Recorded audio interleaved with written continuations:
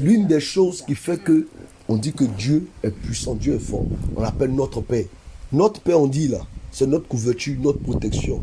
Donc dès lors que quelqu'un se lève, il se donne le droit d'être père. C'est pour ça que tout le monde peut être papa. Mais être père, c'est une grâce que Dieu donne. Parce que le père, il est capable d'éduquer, d'équiper, d'orienter, de canaliser, de veiller sur ce qu'il a engendré jusqu'à ce que ça devienne ce que ça doit devenir. Et pour ça, il a besoin d'être fort. Pour que tout ce qu'il a mis au monde soit sous son autorité. Tu as vu? Dieu aujourd'hui, là, nous on le prie. On dit que Dieu est puissant. Et c'est parce qu'il est puissant que nous sommes sous son autorité. C'est parce qu'il est puissant que nous sommes en bas de lui. Sinon, qui allait se soumettre? On se soumet parce qu'on voit qu'il est tout puissant. Il a tout pouvoir. Donc quand quelqu'un devient père, l'une des choses qu'il doit demander à Dieu, c'est la puissance. Et quand tu as la puissance, tu n'es pas normal. Parce que la puissance commence d'abord par ton intimité avec une divinité. Il n'est pas dit avec Dieu, mais une divinité. Que ce soit un fétiche, que ce soit une eau, une forêt, un caillou, un génie ou je ne sais pas quoi. Mais tu dois avoir quelque chose qui te permet de protéger tes enfants. Quelqu'un ne peut pas se lever comme ça, venir et puis prendre un de tes enfants et puis partir. Quand ça se passe comme ça, c'est que tu n'es pas puissant. Un féticheur ne peut pas venir lancer un sort à ton enfant et tu ne peux pas réagir. Quelqu'un ne peut pas venir porter main à ton enfant et tu ne peux pas réagir. Quelqu'un ne peut pas bloquer l'avenir, la destinée de ton enfant et tu ne peux pas réagir. Donc la puissance d'abord, elle est spirituelle. Donc un père doit avoir une spiritualité bien réglée. Une mère doit avoir une spiritualité bien réglée. Elle doit pouvoir parler à Dieu pour ses enfants. Il doit pouvoir parler à Dieu pour ses enfants. Même s'il n'a pas l'argent, il faut que ses genoux travaillent pour la destinée de ses enfants. Voilà la règle numéro 1. Et le père doit savoir qui va faire ceci, qui va faire ça. Il ne doit pas prier de la même prière pour tous ses enfants. En fonction de leur force, en fonction de leur capacité, il doit savoir orienter ses enfants. Jacob était un père fort. Quand il a béni ses enfants, il a donné une image animale à chaque enfant. Il dit Judas est un lion. Il a donné une image de lion, une apparence animale à chaque enfant. Et c'est ce qui les a rendus puissants. Dès le bas âge, quand il a regardé Joseph, il sait que c'est l'enfant là qui va faire la famille. Tous les enfants ne viennent pas avec la même étoile. Il a habillé Joseph, il a honoré. Et plus tard, il a vu comment Joseph a honoré toute la famille. Voilà le rôle d'un père. Quand Dieu vient de rejoindre l'Éden et qu'il voit Adam et Ève qui ont péché, qui ont pris les vêtements de figuier pour s'habiller, Dieu, en tant que Père tout-puissant, il tue un animal, il habille ses enfants. C'est le Père qui protège la nudité de ses enfants. Le Père, il couvre les enfants. Il fait en sorte qu'on ne voie pas leur faiblesse. Il y a les pères, là, leurs enfants sont des voleurs. Mais le papa, il fait tout pour que l'enfant n'aille pas en prison. Il est puissant. Donc la puissance est d'abord spirituelle.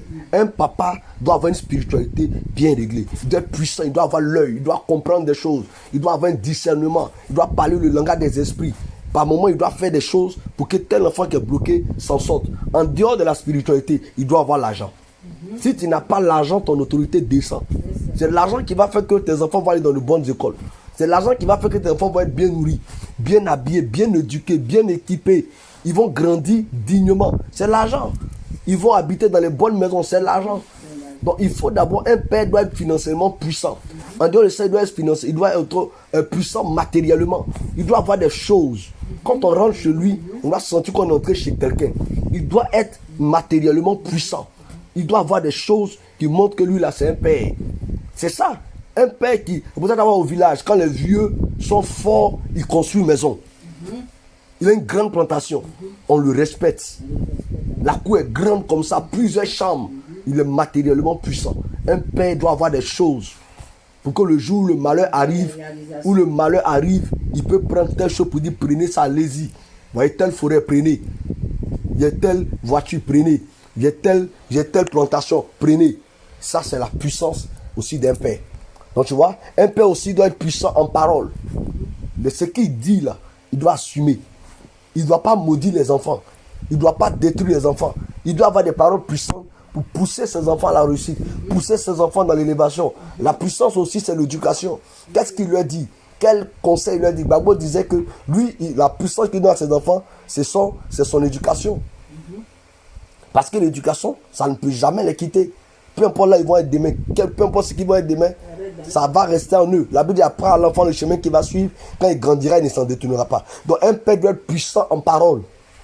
Dieu dit ce que ma bouche a dit, ma main l'accomplit. C'est ça, la parole d'un homme.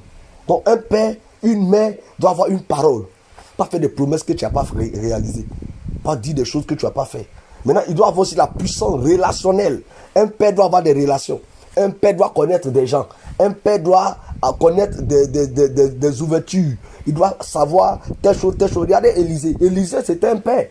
Élisée dit à la femme, madame, tu nous as reçu avec empressement. On a mangé chez toi.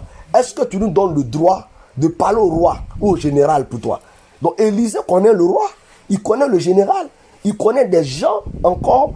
Il voulait parler de la femme à ces hommes-là. Pour qu'ils s'occupent d'elle. Il avait des relations. Mais aujourd'hui, on a des pères qui n'ont aucune relation ou qui ne sont pas prêts à permettre à leurs fils de profiter de leurs relations. Des pères qui ferment des portes, des pères qui détruisent, des pères qui ont commis tellement d'erreurs qu'aujourd'hui, quand tu es présent pour dire que tu es son fils, les gens disent, toi, il faut quitter, si ton papa était trop mauvais. Ton papa a fait trop de mauvaises choses. Ton papa ne nous a pas aidés. Donc, tout ça, ce sont les problèmes des pères. Donc, un père doit avoir des relations, de bonnes relations. Tu vois? Donc, tout ça, ça tourne autour de la notion de paternité. Donc, quand on dit on est père, là, ce n'est pas dans la bouche. Le père, tout ce qu'il a engendré doit être sous son autorité. Parce que quand un père est faible, ses enfants se dispersent. Quand un père est faible, les enfants se cherchent eux-mêmes. Les enfants eux-mêmes, ils vont chercher la route. Ils vont chercher comment faire pour s'en sortir. Or, ce n'est pas de leur devoir de le faire ainsi. Le père, son devoir, c'est de tracer la route. Donc, si quelqu'un n'est pas capable de tracer la route, même s'il a 1000 enfants, il n'est pas encore un père. Voici la vérité.